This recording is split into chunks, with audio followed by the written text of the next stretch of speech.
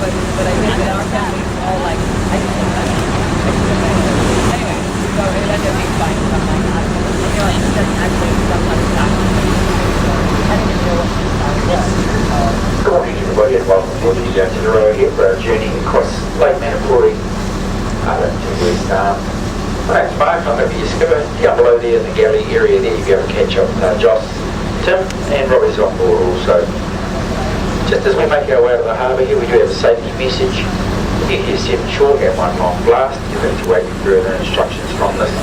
There is a muster station at the rear of the vessel on that upper deck. Also on the upper deck there are life rafts if needed. Down in the main saloon area we have life jackets provided for every passenger on board. Take a bit of care when travelling around, especially through doorways and also up and down those stairs to the upper deck. The toilets are situated on either side at the stern of the vessel there. So we're going to be around about 50 minutes before we venture up into West Arm, so help yourselves to complimentary teas and coffees there. There's plenty of hot water, so make yourself a drink there. And if you need any cold drinks, snacks, anything like that, just catch up with the guys down there, they'll be able to help you out. If you have any questions along the way, definitely don't hesitate to ask any of the staff on board. The bit of water we're leaving behind us there is the Waiau River, and it's the only natural outlet from the lake. The rest of the water goes out through the hydro power station at West Arm, and we will get a close look at that further on in our travels. All the boys out on the lake here this morning, quite calm conditions.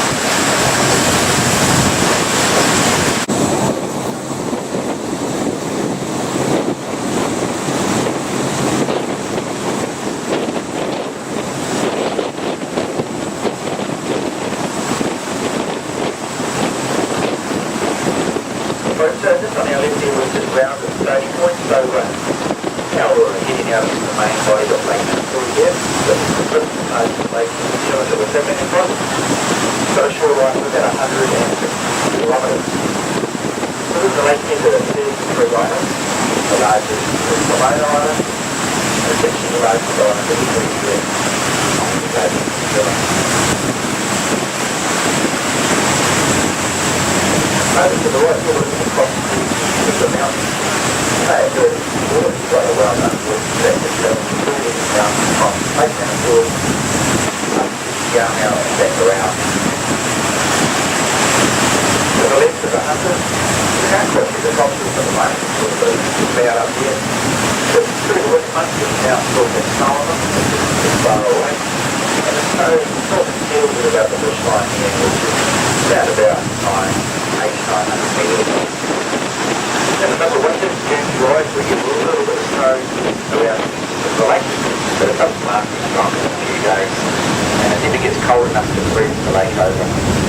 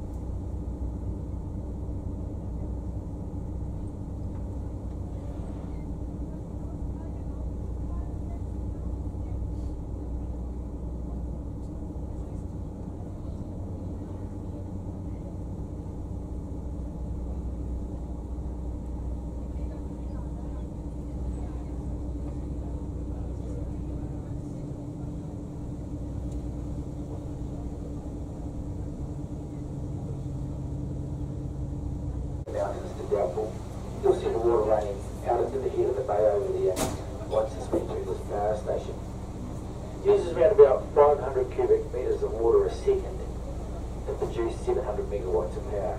It's quite a large hydro station there. And the power they make, most of it, around about. Once we do come alongside the water, just up ahead of us there, just make your way to that building at the top of the ramp. There is quite a bit of information about the power station. There's also a few other interesting articles up there as well. Head on up there, have a bit of a look around. There's also toilet facilities, so you'll be on the bus for 45 minutes for your next part of your journey. So head on up there, keep a listen out for the coach drivers, and they'll show you what coach to board to catch up with the Parterre Explorer. Do enjoy your time out there, take lots of photos, and I'll talk to you later on.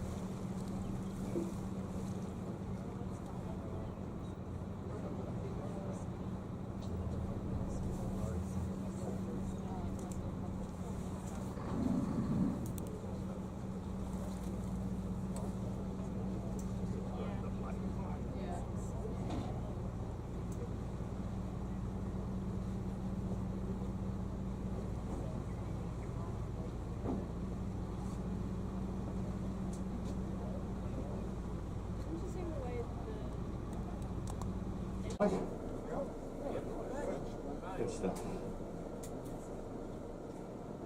Just bear with me, we'll talk to Heat Base.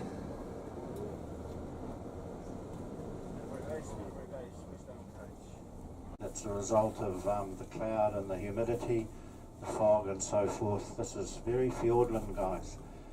Part of its beauty, so I'm not going to apologise for it. We have our fine days here, we have our very wet days, and we have these days as well. That's what happens. Without the rain, we don't have this magnificent rainforest, so we'll talk about this as we move. On your left is a concrete structure, part of a power station, commissioned to be built by the New Zealand government here in the 1960s. Those are actually screens that stop the logs going down into that mountain, because we actually take the water into the mountain there. It drops very, very quickly. Immediately it's in there. Remember, we're 180 metres above sea level here. So we drop it over 100 metres to build pressure. It enters the machine hall down in there, 450 metres inside the mountain. 7 turbines and generators in there, generating the electricity. And after they do that, the water transports through this mountain now on your right-hand side via 2 man-made tail race tunnels. They're 10 kilometres long, and they emerge actually at Deep Cove, Doubtful Sound, which is where you're going to be getting on your cruising vessel very shortly. So we take it from an inland water system, we drop it through the mountain to the sea, generate the electricity with it. We do this because there's an Australian company in the 1960s offered to put an aluminium smelter in place south of here near the port of Bluff. It's all there now. And this was offering enormous employment opportunity to Southlanders and also making a significant contribution to the economy. New Zealand government embraced the idea. Electricity vital for the driving of an aluminium smelter in large quantities, of course. Hence the government contracting this power project to be built.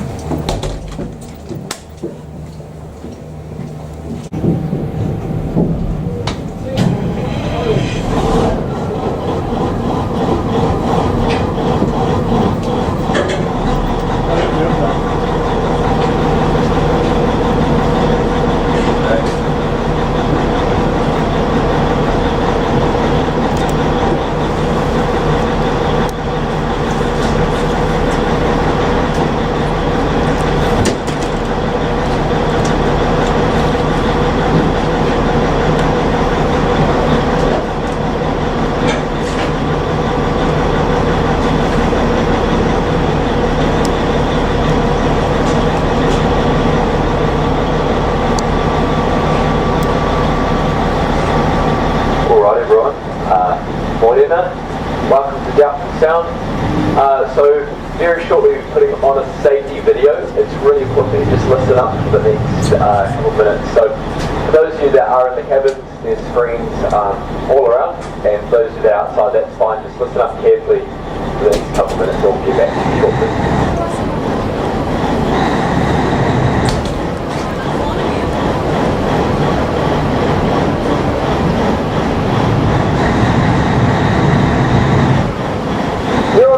Welcome. Please listen to the short but important message to keep you safe on the boat. Mind your children at all times and never climb on the handrail. When you come aboard, mind your hands in the door, they can slam in the wind, and don't trip on the steps. Please stay seated when the boat is leaving or arriving at the wharf, as there can be the occasional jolt. In an emergency, you'll hear an alarm. Several short blasts followed by a long one. Please listen to your crew and follow their instructions. You'll find your life jacket underneath the seat. And insulables. I've got no idea what the test and sea conditions are like today, but just want to get out there. Also, if you got your favourite hat on today, or glasses, just be wary. There'll be a breeze out in the fjord later on.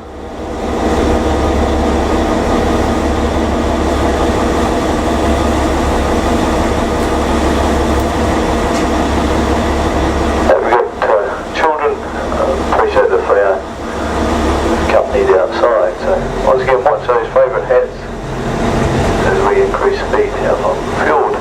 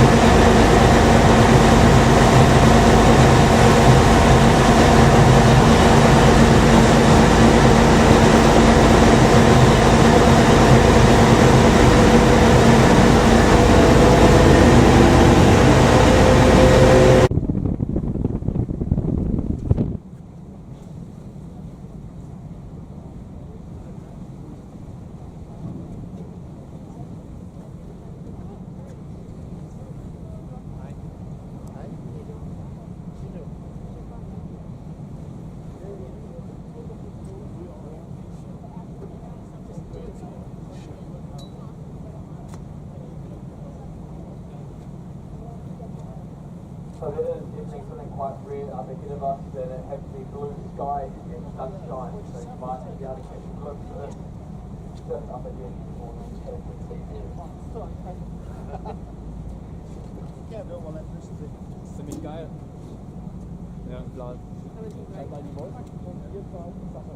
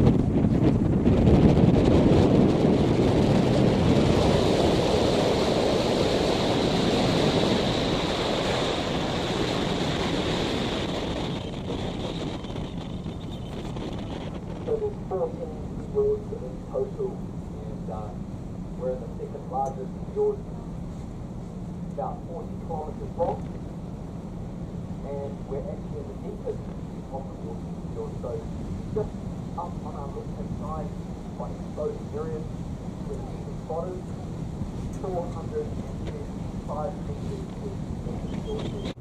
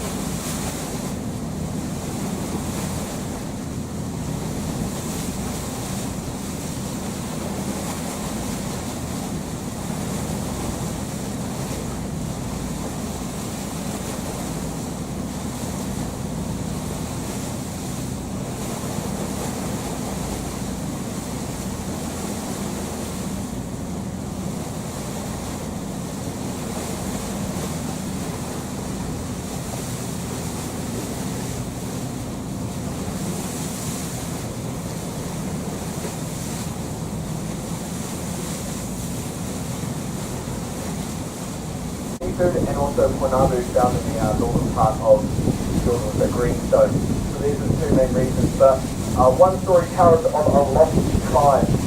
So this lost tribe, Ngāti Mamoi, so the last of the Ngāti Mamoi tribe was forced into the Fiordland bush, and they were being hunted by Ngātahu, the large tribe. And they were forced down to the area, down to the base of England, and they had a little stronghold there on an island called Split Island, where battles took place, and Ngāti Mamoi were apparently all killed in that battle. But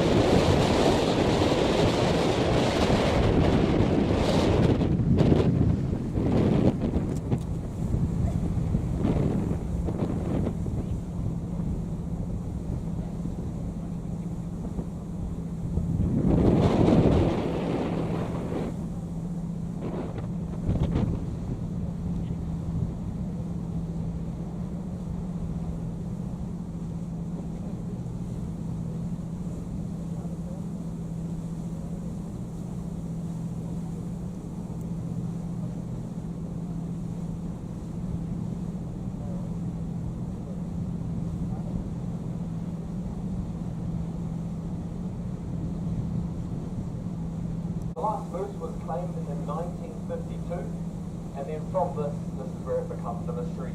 A few photos taken in the 60s started another type of moose hunt. People just trying to get out there and prove that they are still around. A guy called Ken Tustin, also known as the Moose Man, and he spent about 45 years searching for the moose here in Fiordland, gathering some evidence, finding a cast antler on a beach, and then also setting up motion sensor cameras, managed to get some footage, but definitely quite blurry, really hard to tell whether or not it's a red deer or a moose or not. Quite similar to the Bigfoot photos you know what I'm talking about. And then in 2003 they found a clump of skin in this way, got a test and came back positive that it was moose deer. So the drone was still there, searching for the moose. And in 2008 there was a promotion by Hallenstone, the clothing company here in New Zealand. They put a bounty on the moose, $100,000 New Zealand dollars to anyone that could take a photo and prove that the moose were still here in Fiordland. And what you need to understand is that the Fiordland National Park is quite a large area, 1.25 million hectares large, or about 3 million acres. There are still places here in Fiordland that humans have not visited, so there definitely is enough room with the mystery. This is why I kind of tell you the story as well. Just in case you are spending a bit more time in Fiordland and for some reason you manage to take a photo of the moose, please keep in mind who told you this amazing story. You don't need to be here to go sit